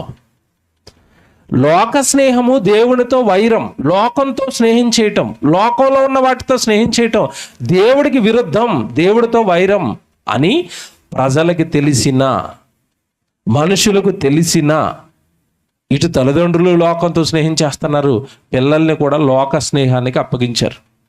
ఒక మాట చెప్తాను, నేను ఎంత చెప్తానన్నాను కదా, పిల్లల్ని ఎలా పెంచాలో శ్రేష్టంగా, లోకానికి దూరంగా దేవుడు ఎంత బాగా రాశాడు తెలుసండి బైబిల్లో. మీకు తెలియదు కాదు, ఈ లోకం అంతా కూడా దుష్టుని యందు ఉన్నది. 1 యోహాను 5:19 చెప్తాడు. ఒకసారి చూస్తారా? లోకంలోకి, లోక ఆశల్లోనికి మీరు వెళ్ళొద్దు, అది స్నేహం దేవుడితో వైరం అని ఎందుకంటున్నాడు తెలుసా? లోకంతో స్నేహం దేవుడితో వైరం అని ఎందుకన్నాడు తెలుసా? ఈ లోకం అంతా కూడా దుష్టుడు ఆవరించాడు. 1 యోహాను మీరు చూడండి 5వ అధ్యాయము 19వ వచనం. యోహాను గారు రాసిన మొదటి పత్రిక 5వ అధ్యాయం 19వ వచనం. మనము దేవుని సంబంధులము, లోకమంతయు దుష్టుని యందున్నదని ఎరుగుదుము. మనము దేవుని సంబంధులు, మనకే తెలుసు వాక్యం, మన చేతుల్లోనే బైబిల్ ఉంది. మన పిల్లలు దేవుడిచ్చాడని మనకే తెలుసు. గర్భఫలం యెహోవా ఇచ్చు బహుమానం కీర్తన 127:4-3 నీకు తెలుసు. దేవుడే ఇస్తాడని తెలుసు. బిడ్డను దేవుడి కోసం పెంచాలని తెలుసు. లోకంలో పాపం ఉందని తెలుసు. పాపం ఈజీగా యవన కాలంలో ఉన్న నీ బిడ్డను మింగేస్తుందని నీకు తెలుసు. నీకు తెలుసు నువ్వు దేవుని సంబంధివి. అలా దేవుని సంబంధివైన నువ్వు లోకమంతా కూడా దుష్టుని యందు ఉన్నదని నువ్వు ఎరిగినప్పుడు నీ బిడ్డను చూస్తూ చూస్తూ లోకంతో స్నేహం చేసేటట్టుగా ఎలా వదిలేశావు? లోకము దుష్టుని యందు ఉన్నదని తెలిసి కూడా నీ బిడ్డను ఎలా వదిలేసావు? అలాగ లోకంలోకి, లోక స్నేహానికి ఎలాగ వదిలేసావు? మీకు మాట్లాడుతాను, బాగా వినండి, అర్థం చేసుకోండి. ఒకప్పుడు మీకు తెలియదు కాదు, ప్రతి గ్రామంలోనూ ఒకప్పుడు భయం వేసేదండి. ఒకప్పుడు ఒక 6 నెలలు సంవత్సరం క్రితం ఒక వార్త వచ్చేది TV9లో, ప్రతి ఛానల్లో వేశారు. ఏ ఛానల్లో వేశారంటే చెడ్డీ గ్యాంగ్ అని ఒక గ్యాంగ్ తిరిగేది, దొంగలు. తెలుసు కదా మీకు ఏ గ్యాంగు? షెడ్డి గ్యాంగ్. వాళ్ళు ఏం చేసేవారంటే బయట ఎవడ పడుకుంటే వాడు పీకలు కోసేసి వెళ్ళిపోయేవారు. బయట పడుకున్న వాళ్ళు మంచాలు వేసుకుని బయట పడుకున్న వాళ్ళు పీకలు కోసేసి వాళ్ళు జేబులో ఉన్న డబ్బులు, సెల్ ఫోన్లు అన్నీ పట్టుకుని వెళ్ళిపోయేవారు. అప్పుడు చాలామంది భయపడి ఏం చేశారంటే ఎవరు బయట పడుకోలేదు, పిల్లల్ని బయట పడుకునేవాళ్ళు అందరు గడియలు వేసి తలుపులు వేసుకుని లోపల పడుకునేవారు. ఇది ఎందుకు చెప్పాను తెలుసా, నేను బయట పడుకుంటే ఇదిగో ఎవరో వస్తారట, ప్రాణాలు తీసేస్తారట, బయట ప్రమాదం ఉందని తెలియగానే బిడ్డను ఇంట్లో పెట్టుకున్న తల్లిదండ్రులు. దేవుడు స్పష్టంగా బైబిల్లో రాయించాడు, మనము దేవుని సంబంధులము, ఈ లోకమంతా కూడా దేంట్లో ఉందని రాశాడు, దుష్టుని యందున్నదని రాసినప్పుడు నీ బిడ్డను లోకంలోనికి వెళ్లకుండా నువ్వెందుకు భద్రం చేసుకోలేదు? లోకంలోకి వెళ్లకుండా ఎలాగండి భద్రం చేసుకోవాలి? లోకంలో పడిపోకుండా ఎలాగండి భద్రం చేసుకోవాలంటారా? చివరిగా మాట చెప్పి ముగించేస్తాను. ద్వితీయోపదేశకాండానికి రండి. మీరు చాలాసార్లు చదువుకున్న మాట జాగ్రత్తగా ఆలోచించండి. ద్వితీయోపదేశకాండం ఏమంటే 4వ అధ్యాయంలో పిల్లల కోసం ఎలా పెంచాలో అని ఉంటుంది. 4వ అధ్యాయం 9వ వచనంలో, అలాగే 6వ అధ్యాయం 6వ వచనంలో కూడా ఇదే మాటలు మళ్ళా ఉంటాయి. 4వ అధ్యాయం ఏమంటే 9వ వచనంలో ఉన్నాయి, 6వ అధ్యాయం 6వ వచనం. నేను ఇప్పుడు చాలా సంవత్సరాల నుంచి మీరు చదివిన మాట ఇది. దీన్ని ఎలా అర్థం చేసుకోవాలి? దీన్ని మన అనుదిన జీవితంలోనికి ఎలా తేవాలి? ఎప్పుడు ఈ మాటలు మన అనుదిన జీవితంలోకి వస్తాయో అప్పుడు మన పిల్లలు బాగుంటారు. 6వ అధ్యాయం 6వ వచనం చదువుతాను. ద్వితీయోపదేశకాండం 6వ అధ్యాయం 6వ వచనం. నేడు నేను నీకు ఆజ్ఞాపించు ఈ మాటలు నీ హృదయములో ఉండవలెను. మొదట తల్లిదండ్రులు చెప్తున్నాడు. ఈ మాటలు ఎవరికి ఉండాలట? ఫస్ట్ నీ హృదయములో ఉండాలి. తెల్లవారు లేస్తే దేవుడికి ఖచ్చితంగా ప్రార్థన చేయాలి. ఆ భయం నీలో ఉండాలి. నువ్వు వాడిని లేవగానే రే ప్రార్థన చేసావా, నువ్వు లేచి మోకాలు లేచి ప్రార్థన చేస్తే వాడు ఏమన్నా నిదట్లో ఉండి చూస్తాడు. కొంతమంది మంచం మీద కూర్చొని చూస్తారు. అమ్మ లేవగానే ప్రార్థన చేస్తుందా, నేను లేవగానే ప్రార్థన చేయాలా? మొదట నీ నుండే ప్రారంభమవుతాయి అన్ని. వాడికి ఏమంటే పిల్లలకి మాటలు నేర్పింది ఎవరు చెప్పండి? పాస్టర్ గారా, తల్లిదండ్రుల? మాటలు నేర్పింది ఎవరు? తల్లి, తండ్రి. బాగా అడుగుతున్నాను నేను. వాడికి తిండి తింటాం నేర్పింది ఎవరు? తల్లి, తండ్రి. వాడికి స్నానం చేయడం నేర్పింది ఎవరు? తల్లి, తండ్రి. అంతే కదండి. ఇవన్నీ నేర్పింది ఎవరు వాడికి? తల్లిదండ్రులే. మరి దేవుడు భయము, దేవుడు భక్తి ఎవరు నేర్పాలి వాళ్ళకి ముందు? తల్లిదండ్రులే. ఇవన్నీ నేర్పావు, ప్రార్థన చేసుకోవడం ఎందుకు నేర్పలేదు? భక్తి ఎందుకు నేర్పలేదు? దేవుడికి భయపడాలని ఎందుకు నేర్పలేదు? దొంగతనం చేసినప్పుడు దేవుడు తిడతాడురా, దేవుడు కొడతాడురా, మనం దేవుడు పిలవడం కదరా, ఇది చేయకూడదని ఆ భయం ఎందుకు పెట్టలేదు? అదే చెప్తున్నాడు ఇక్కడ 6వ వచనం ప్రారంభపు మాట అదే. ఏమండి, నేడు నేను నీకు ఆజ్ఞాపించు ఈ నీ మాటలు నీ హృదయంలో ఉండాలి. మొదట దేవుడి వాక్యము, దేవుడి భయము నీలో ఉండాలి. నెక్స్ట్, నీవు నీ కుమారులకు వాటిని అభ్యసింపచేసి వాడికి విద్యాభ్యాసం చేసావు. వాక్యాభ్యాసం ఏది? వాడికి దేవుడు మాటలట అభ్యసింపచేసి. ఎలా అభ్యసింపచేయాలి, ఎలా నేర్పాలో తండ్రి మాకు తెలియదు అంటావు కదా నువ్వు. ఎలా నేర్పాలో చెబుతాను కొడుకు అని చెప్తున్నాడు. ఇప్పుడు నీ ఎంట కూర్చుండునప్పుడును. ఇంట్లో పిల్లలు ఎక్కువసేపు మీతోనే కూర్చుంటారు, కూర్చోరా? పిల్లలు ఎక్కువసేపు ఎక్కడ కూర్చుంటారు? ఇంట్లో కూర్చుంటారు. ఇంట్లో కూర్చున్నప్పుడు ఏమి నేర్పిస్తున్నారు? మీ ఎంట కూర్చుండునప్పుడును. త్రోవలో నడిచేటప్పుడు వాడికి చాలా కనపడతాయి. ఓ సూర్యుడు కనపడ్డాడు, ఒక మొక్క కనపడింది, ఒక చెట్టు కనపడింది. వాటిని అన్నిటినీ చూపిస్తూ ఈ చెట్టు దేవుడు వేశాడురా, ఆ జంతువును దేవుడు కలిగించాడురా. ఏమిటో త్రోవలో కనబడుతున్న ప్రతి దాంట్లోనూ నీ బిడ్డకు నువ్వు దేవుడిని చూపించావా? చిన్నప్పటి నుంచి మనకు అర్థమయ్యేటట్టుగా దేవుడు రాయించిన మాటలు మనకి చెప్పకండి మన పిల్లలు నాశనం అయ్యారు, మన బ్రతుకులు నాశనం అయ్యాయి. దేవుడు స్పష్టంగా రాశాడు బైబిల్లో. వాడు నీ ఇంట్లో కూర్చుంటున్నప్పుడు నిన్ను చాలా అడుగుతాడు. ప్రతి దాంట్లోనూ దేవుడిని చూపించు. తింటున్న ఆహారంలో దేవుడిని చూపించు, త్రాగుతున్న నీళ్ళలో దేవుడిని చూపించు. వాడు ఇంట్లో కూర్చున్నప్పుడు వర్షాలు పడిపోతుంటే ఈరోజు చూడు వర్షాలు ఎంతగా నీళ్లు పడిపోతున్నాయి మన ఇంటి ముందు, అవన్నీ దేవుడు పోస్తున్నాడు రా. ఇంట్లో కూర్చున్నప్పుడు దేవుడి గురించి నేర్పు. త్రోవలో వెళ్తున్నప్పుడు దేవుడి గురించి నేర్పు. వాడు పండుకునేటప్పుడు ఈరోజు దినవంతా మనల్ని కాపాడింది దేవుడు రా, అందుకే మనం హాయిగా పడుకుంటున్నాం. ఈరోజు కాపాడిన దేవుడికి ప్రార్థన చేసుకుని పడుకో. వాడు పండుకొనినప్పుడును, నెక్స్ట్ త్రోవలో నడుచున్నప్పుడును, పండుకొనినప్పుడును, లేచినప్పుడట. మళ్ళీ లేవంగానే ఏం చెప్తావు? లేవంగానే ఏం చెప్తుందండి? పిల్లోడు లేవగానే మీరు ఏం చెప్తారు? లేచాడు అంటే తెల్లవారిందని అర్థం, అంతేనా? లేచాడు అంటే ఏమైంది? తెల్లవారి. తెల్లవారాలంటే ఏం జరగాలి? నీకు ఉండాలి కదా, మనకు ఉండాలి కదా జ్ఞానం. తెల్లవారాలంటే ఏముండాలి? భూమి తన చుట్టూ తాను తిరిగిందా? భూమి తిరుగుతుంది, సూర్యుడు మండుతున్నాడు, వెళ్ళిపోయిన సూర్యుడు మళ్ళా ఉదయించాడు. ఇదంతా పరలోకంలో ఉన్న కన్న తండ్రి కొనకకుండా, నిద్రపోకుండా ఆయన నిద్ర మానుకుని మనల్ని నిద్రపుచ్చాడు కొడుక రాత్రంతా. అందుకేరా తెల్లారింది. ఆయన నిద్రపోవటం లేదురా మన నాన్న. పరలోకంలో ఉన్న తండ్రి దేవుడు నిద్రపోవటం లేదు, నిన్ను నిద్రపుచ్చాడు, నిన్ను లేపాడు, కాపాడుతున్నాడు మనల్ని, మన కుటుంబాన్ని అని లేవగానే దేవుడు మాట వాడికి చెప్పాలి. తల్లిదండ్రులు జాగ్రత్తగా వినండి, ఇలా పెంచండి. మీ పిల్లలు భక్తులు ఎందుకు అవరో చూడండి. ఎందుకంటే ఇది వాక్యం, నా మాటలు కాదు ఇవి, ఇది వాక్యం. వాక్యంలో దేవుడు పెంచమన్నట్టుగా పెంచండి. పిల్లలు ఎందుకు అవరో భక్తిపరులుగా, ఎందుకు మిమ్మల్ని చూడరో, ఎందుకు మీ మాట వినరో, అప్పుడు దేవుడిని అడగండి. మీరు పెంచమన్నట్టుగానే పెంచాం కదండి అని అడగండి. మనం పెంచం. దేవుడిని అడిగేంత హక్కు లేదు, దేవుడిని అడిగేంత ధైర్యము మనకి లేదు. వాడు పండుకొనినప్పుడును, లేచినప్పుడును వాటిని గూర్చి మాట్లాడవలను. లేవగానే దేవుడి గురించి మాట్లాడండి. కానీ ఏం మాట్లాడతాడు? వాడు బెడ్డ మించి తల్లిదండ్రులు అంటే పిల్లలకి ఎందుకు అసహ్యం తెలుసండి? వాడు బెడ్డ మించి లేవడండి, వాడు ఇంకా మొహమే కడుక్కోడు, వాడి కళ్ళలో నిద్ర ఇంకా సరిగా పోదు. వెంటనే వాడికి ఏం చెప్తూ ఉంటారు తెలుసా వీళ్ళు? ఒరే ఈరోజు పరీక్షలు అంటే రాత్రి అంతా చదివావా? పరీక్షలు టెన్షన్ పెడతా ఉంటారు, లేదా పని టెన్షన్ పెడతా ఉంటారు, లేదంటే అప్పుల గురించి మాట్లాడుతూ ఉంటారు. ఆడు కళ్ళే నలుపుకుంటూ ఉంటాడు, డబ్బుల గురించి, అప్పుల గురించి, ఇంట్లో ఉన్న గొడవల గురించి. ఆడు లేవగానే వాడికి ఎలా ఉంటుందో తెలుసండి? చిచ్చి, ఈ ఇంట్లో నిద్రకాన్ని వస్తున్నాను తప్ప ఈ ఇంట్లో సుఖం లేదు నాకు, ఈ ఇంట్లో సంతోషం లేదు నాకు. పిల్లల్లో అసహ్యం పడుతుందండి తల్లిదండ్రులు మాట్లాడుతున్న మాటలను బట్టి.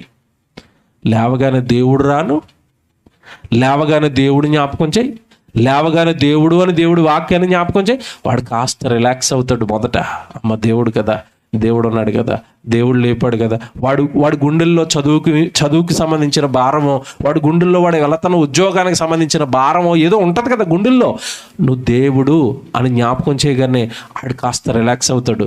అవును కదా, నాకు ఎంత కష్టం వచ్చినా దేవుడు ఉన్నాడు కదా. ఏ తల్లి తండ్రి అండి అలా దేవుడు ధైర్యాన్ని ఇస్తారు పిల్లలకి? ఏ తల్లి ఇస్తుంది? ఏ తండ్రి ఇస్తాడు? పిల్లల్ని పిరుకోలను చేసి, పిల్లల్ని భయపెట్టి, లోక సంబంధమైన వాడి మీద రుద్ది వాళ్ళు భయపెడుతున్నారు తప్ప దేవుడు ధైర్యాన్ని ఏ తల్లి ఏ తండ్రి ఇస్తున్నారు ఈరోజు? రే మనకి దేవుడు తోడుగా ఉన్నాడు కొడుక, ఎక్కడికి వెళ్తున్నావు? ఉద్యోగానికి వెళ్తున్నావా? క్షేమంగా వెళ్ళు, ప్రార్థన చేసుకుని వెళ్ళు, వాక్యం చదువుకుని వెళ్ళు, దేవుడు మనకు తోడుగా ఉన్నాడు. ఏదో కష్టమైన పనులకు వెళ్తున్నావా? దేవుడు తోడుగా ఉన్నాడు. కష్టమైన చదువులకు వెళ్తున్నావా? దేవుడు తోడుగా ఉన్నాడు. దేవుడు మనతో ఉన్నాడు. ధైర్యాన్ని ఇవ్వు. నువ్వంటే పిచ్చి ప్రేమ కలుగుతుంది తల్లి మీద, తండ్రి మీద. చిన్ననాటి నుండి నాలో దేవుడు ధైర్యాన్ని నింపిందండి. అందుకేనండి ఈ స్థితిలో ఉన్నాను నేను ఈరోజు. నిన్ను హత్తుకుంటాడు, నీ మాట వింటాడు.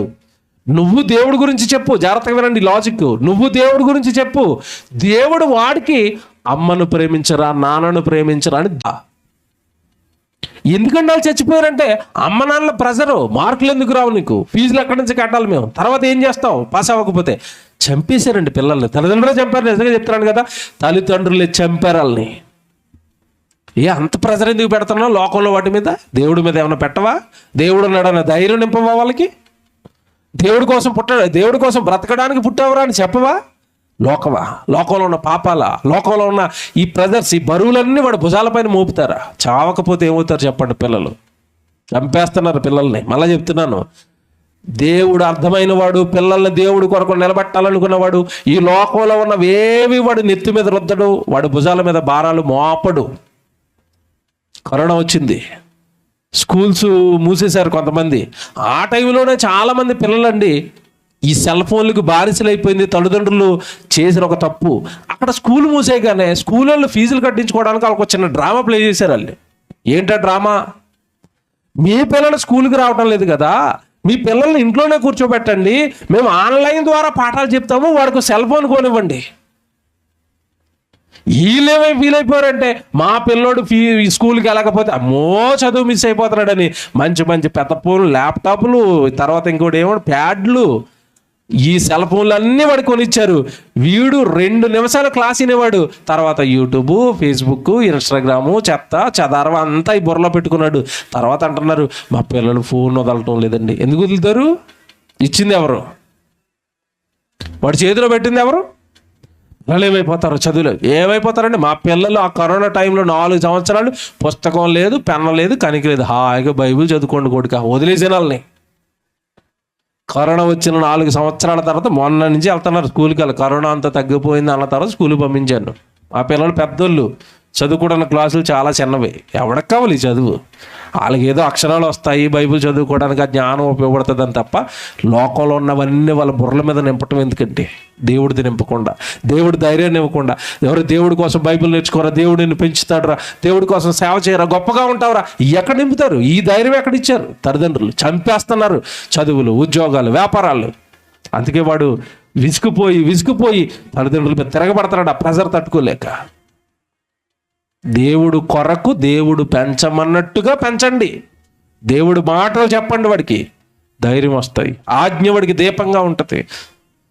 వాడు ఎప్పుడైనా తప్పు చేస్తుంటే వాక్యంతో గద్దించండి, లోబడతాడు. ఇదంతా చేస్తే లోబడతాడు. నువ్వు వాక్యంలో పెంచితే నీ గద్దింపుకు లోబడతాడు. నువ్వు వాక్యంలో పెంచలేదు, వాడికి దేవుడు ధైర్యాన్ని ఇవ్వలేదు చిన్నప్పటి నుంచి.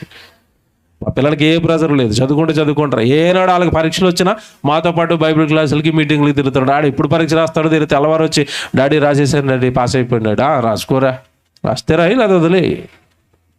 అక్షరాలు వస్తే చాలు. ఎందుకంటే వాళ్ళని చంపేయటం, వాళ్ళ ప్రెజర్ పెట్టి లోక సంబంధమైనవి. ఈ మాట మీకు బాగా అర్థమైందో లేదో?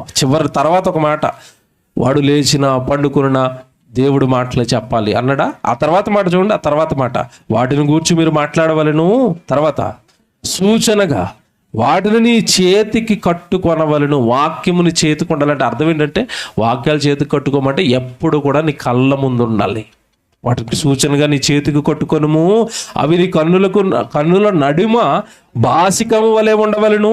నీ ఇంటి ద్వారబంధముల మీదను నీ గవనుల మీదను వాటిని వ్రాయవలెను. ఈ చివరి చెప్పి ముగించేస్తాను, బాగా వినండి, ఇంకేమీ ఎక్కువ చెప్పను.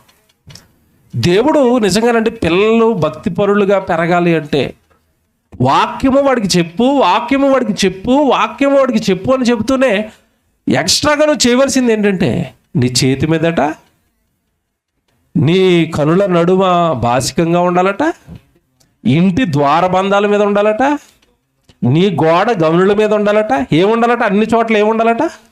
వాక్యము. అన్ని చోట్ల వాక్యం పెట్టమని దేవుడు ఎందుకు చెప్పాడంటే, ముగించేస్తాను జాగ్రత్తగా వినండి. అన్ని చోట్ల వాక్యం పెట్టమని దేవుడు ఎందుకు చెప్పాడంటే, వాడి ఇంట్లోకి రాగానే ఎక్కడ చూసినా వాక్యాన్ని చూస్తే వాడికి దేవుడు జ్ఞాపకం రావాలి. మీ ఇంట్లో ఫ్రిడ్జ్ మీద దేవుడు మాటలే, మీ టీవీ ఆన్ చేస్తుంటే దేవుడు మాటలే, ఏదో సౌండ్ ఆన్ చేస్తుంటే, ఏదో సౌండ్ బాక్స్ పెట్టుకుంటే దేవుడు పాటలే. ఎటు చూసిన దేవుడు వాక్యాలు, దేవుడు పాటలు నీ ఇంట్లో వాడికి వినపడుతున్నప్పుడు ఇంటికి రాగానే ఒక ఫీలింగ్ రావాలి. ఇంటికి కాదు నేను వచ్చింది, దేనికి వచ్చాను? మీరు గుళ్ళోకి వెళ్ళినప్పుడు మీ ఫీలింగ్ ఎలాగుంటుంది? గుళ్ళో మీరు కూర్చోగానే, లోపల గుళ్ళో మీరు కూర్చోగానే ఈ గోడ మీద వెనకాల ముందు అన్నీ ఏమి రాస్తారు? వాక్యాలు రాశారు. ఎందుకు రాశారు? ఎప్పుడైనా ఆలోచించారా? ఎందుకు రాశారు? నువ్వు సైకలాజికల్గా ఆ వాక్యాలు చూడగానే, అక్కడ కూర్చోగానే నేను ఎక్కడికి వచ్చానన్న ఫీలింగ్ వస్తుంది. గుడికొచ్చాను, ఇది దేవుడి సన్నిధి. మరి నీ ఇల్లు ఎందుకు అలా మార్చవు? నీ ఇంట్లో ఎందుకు వాక్యాలు కనపడవు? నీ టీవీలో ఎందుకు దేవుడు మాటలు వినపడు? టీవీలో ఎప్పుడు సీరియళ్ళు, టీవీలో ఎప్పుడు సినిమాలు, టీవీలో ఎప్పుడు జోకులు, జబర్దస్తులు, పటాసులు. ఈ టీవీ నిండా దెయ్యం ఉంటే ఇంకా ఎక్కడ భక్తి వాడికి, ఎక్కడ దేవుడు వాడికి? చేయవలసిన పాపాలు, చేయవలసిన తప్పులు తల్లిదండ్రులే చేశారు. అందుకే పిల్లలు భక్తిపరులుగా పెరగలేదు. నీ ఇంట్లో ఎటు చూసిన వాక్యాలు కనపడాలట. ఎక్కడ కనపడతాయి దేవుడి? మన ఇంట్లో వాక్యాలు ఎక్కడ కనపడతాయి? వాక్యాలు ఇంట్లో కనపడవు, ఒక చోట కనపడుతుంది. ఎక్కడ చెప్పండి? ఆటో మీద ఉంటుంది. నీ రాకపోకలు ఏంది యెహోవా నిన్ను అంటే, అక్కడ కూడా ఎందుకు రాశారంటే ప్రయాణంలో యాక్సిడెంట్ అవ్వకుండా, లేకపోతే అక్కడ కూడా రాయరు, అంతే కదా. ఆటో మీద కానీ కారు మీద కానీ ఎందుకు రాశారు? ప్రయాణానికి వెళ్తున్నావు, వెనకాల వాక్యం ఉంటే ఆవిడ గుద్దేయకుండా ఉంటాడని. మరి ఇంట్లో ఎందుకు రాలేదంటే, ఇంట్లోకి వచ్చి ఆవిడ గుద్దుతాడు. దేవుడి మీద ప్రేమ అది స్వార్థమా? చేయండి. ఈ స్వార్థంతో నువ్వు బ్రతుకుతూ దేవుడి ఉద్దేశాలు నీకు అర్థకపోతే నీ ఇంట్లో ఉన్న కుమారుడు భక్తిపరుడు అవుతాడా? యవ్వన కాలానికి వచ్చేసరికి బలవంతుని చేతిలో బాణం అవుతాడా? ఎక్కడవుతాడు?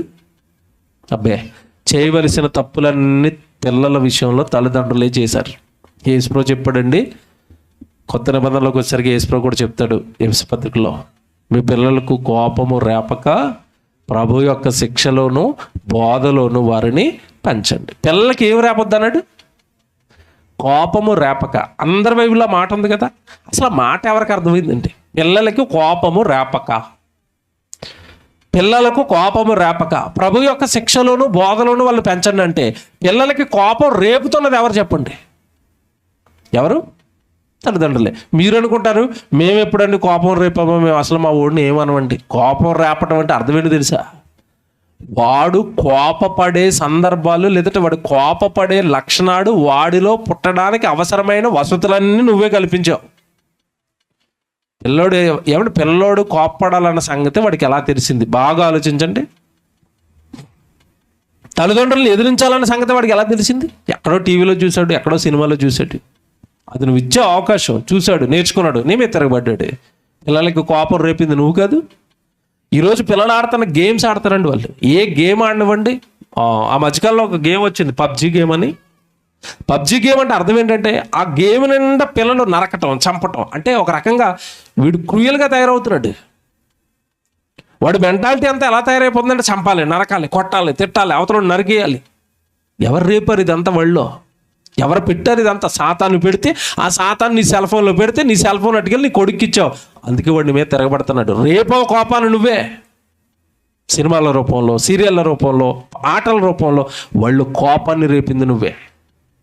మీరు చూడండి, ఈ మధ్యకాలంలో ఒక సర్వే చేశారండి. పిల్లలు ఎందుకు తల్లిదండ్రుల మాట వినటం లేదు, పిల్లలు ఎందుకు తల్లిదండ్రుల మీద తిరగబడుతున్నారంటే సర్వేలో తేలింది ఏంటంటే, ఇప్పుడు వస్తున్న గేమ్స్ కానీ, ఆన్లైన్ గేమ్స్, ఈ గేమ్స్ కానీ, సినిమాలు కానీ, సీరియల్ కానీ, ప్రతి దాంట్లోనూ కూడా ఈరోజు బాగా ఎక్కువగా వినబడుతున్నది వైలెన్స్, పోరు, యుద్ధాలు, చావులు, కొట్లాటలు, నరకటాలు, ఫైటింగ్లు, పోరండి. ప్రతి చోట వైలెన్స్, వైలెన్స్, వైలెన్స్, వైలెన్స్. ప్రేమ లేదు. అందుకే వాడు చిన్ననాటి నుండి ఇవన్నీ చూసి వాడు కూడా వైల్డ్ యానిమల్లా తయారైపోయాడు. క్రూరమైన జంతువులో తయారైపోయాడు. తల్లి లేదు, తండ్రి లేడు, అన్న లేడు, తమ్ముడు లేడు, తిరగబడుతున్నాడు, కొడుతున్నాడు. ఆ క్రూర స్వభావం వాళ్ళు రేపింది. తల్లిదండ్రులు జాగ్రత్త తీసుకుని వాడు వాక్యంలో పెడితే, ప్రభు బోధలో ఉంటే క్రూరత్వం ఎక్కడదండి? ప్రభు బోధ ఎలాగ ఉంటుంది? ప్రేమ, జాలి, దయ, కరుణ, క్షమించు, మనోడే, సహోదరుడు, ఇది ఉంటుంది ప్రభు బోధలో. నువ్వే రేపావు. లోకపు కోపాన్ని వాళ్ళు రేపింది నువ్వే. వాడిని లోకంలోకి విడిచిపెట్టి దుష్టులు ఎందున్న లోకంలోనికి వాడు స్నేహం చేసేటట్టుగా సదావకాశాలు వాడికి ఇచ్చేసి వాడిని కోపంలో రేపి దేవుడికి ఉపయోగపడకుండా వాడి వ్యక్తిగత జీవితాన్ని, వాడి ఆత్మీయ జీవితాన్ని సర్వనాశనం చేసింది తల్లిదండ్రులు అండి. తల్లిదండ్రులు కోపాన్ని రేపారు వాళ్ళు లోకంలోకి వదిలేసి. ప్రభు బోధలు ఎక్కడ పెంచావు? వాక్యాలు ఎక్కడ పెంచావు? దేవుడు బోధలు ఎప్పుడు నువ్వు చెప్పేవాడికి ప్రేమగా? కనుక కీర్తన గ్రంథంలో 127:3 చదువుకున్న తల్లిదండ్రులారా, గర్భఫలము యెహోవా ఇచ్చు బహుమానము సంతోషపడిన వారులారా, కిందన్న 4వ వచనాన్ని బాధ్యతగా తీసుకునండి. వాడు యవ్వన కాలానికి వచ్చేసరికి ఎలా మారాలట? బలవంతుని చేతిలో బాణం అవ్వాలి. అంటే పెంపకం దేవుడు బైబిల్లో రాశాడు, అలాగే నువ్వు పెంచాలి.